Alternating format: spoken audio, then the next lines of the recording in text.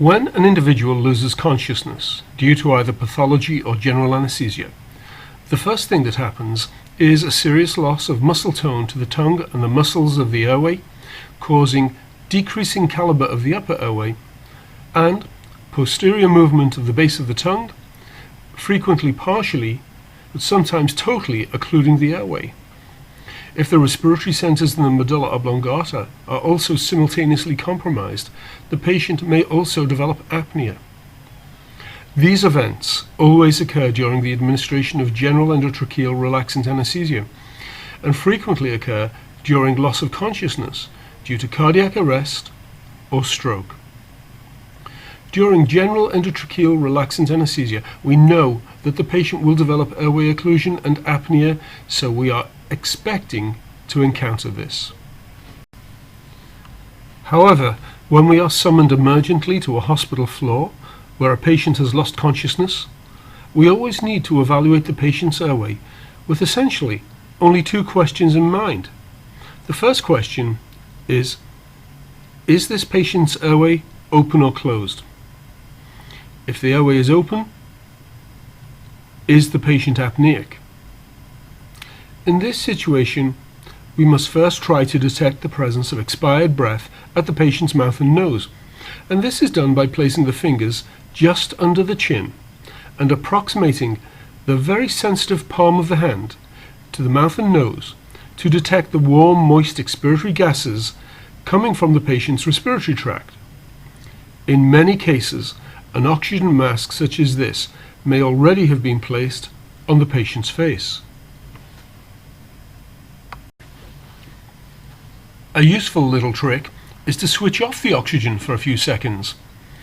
If there is a waxing and waning of misting on the inside of the mask, then the patient has expired gases at the mouth and nose, and his airway is open, and the patient is breathing. He is not apneic. Now, return the oxygen flow to 6 liters per minute and continue to monitor the patient for signs of hypoventilation. Now, let's consider a very different situation. If you determine that expired breaths are absent, or if you're not sure, then it's prudent to assume that the patient either has an obstructed upper airway or that they are apneic. But which do they have? Well, airway obstruction generally precedes apnea, so the best way to approach this dilemma is to try to open the airway. If this maneuver is met by abrupt return of expired breath from the patient's mouth, then you have gone a long way to fixing the problem. And your role now is to keep the airway open and administer supplemental oxygen by face mask or nasal cannulae. If, having unequivocally opened the airway and respiratory gases at the mouth and nose remain absent, then the patient is apneic, and the patient will require positive pressure ventilation, initially by face mask. But not with the face mask shown. For positive pressure ventilation, we will need a face mask with a cuff to make a pneumatic seal with the face. So, we will need an anesthesia face mask. So, let's continue to an incredibly important topic.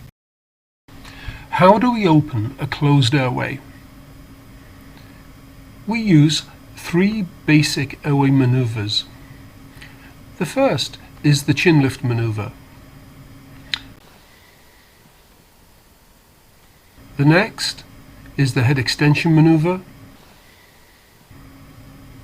And finally, we can use the jaw thrust maneuver. Now you must realize that the chin lift and head extension maneuvers, although they're easy and intuitive, they do not always work alone. Sometimes chin lift and head extension are just not enough. The jaw thrust is a definitive maneuver to open almost all airways. Of course, the jaw thrust requires skill, and we're going to look at it in great detail. But in the most difficult airways, it also requires substantial strength. Of course, the more skill you have, the less strength you need. When you are struggling with a really difficult airway, a well-applied jaw thrust can and does save lives. Let's identify some very important landmarks. Here we have the earlobe, and just above the earlobe is the angle of the mandible.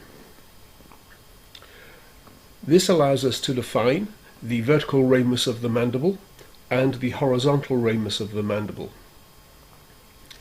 Note that the temporomandibular joint is not just a hinge joint. Interestingly, the entire jaw will descend a little and advance a little because it has a gliding action at a separate compartment within the temporomandibular joint. To perform the jaw thrust, we put ring and little finger of the left hand on the patient's vertical ramus on the left side of the mandible. We repeat the process on the right side, ring and little finger of the right hand on the right vertical ramus of the patient's mandible, and we push the mandible directly upwards towards the ceiling. And finally, we apply enough downward pressure onto the patient's face to effect a pneumatic seal with the face mask, but without at any point compromising the open airway. So again, we have the angle of the mandible and the earlobe. We have the vertical ramus of the mandible and the horizontal ramus of the mandible demonstrated here. Perform a simultaneous chin lift and head extension, but of course only if it's safe to do so. If it's not safe to extend the head, keep the head and neck in a neutral position. Carefully place the ring and little fingers of the right hand on the vertical ramus of the mandible directly above the earlobe. In the majority of our patients, it will be perfectly safe to extend the head on the neck.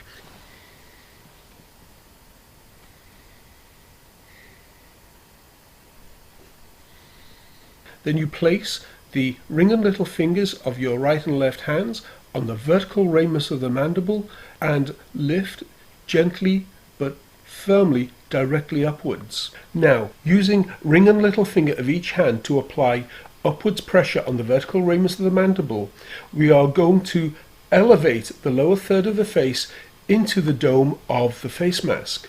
Upward pressure by the ring and little fingers of each hand are in fact opening the airway by displacing the mandible upwards or anteriorly. Fingers are holding pressure on the mask to form a pneumatic seal so that mask ventilation can be performed. The downward pressure must be enough to form a pneumatic seal so that there are no leaks, but not so much as to occlude the airway. This would defeat the purpose of what we're doing. Here is an example of this technique being used in the operating room. I like to consider that the left hand is holding the airway open while the right hand is breathing for the patient.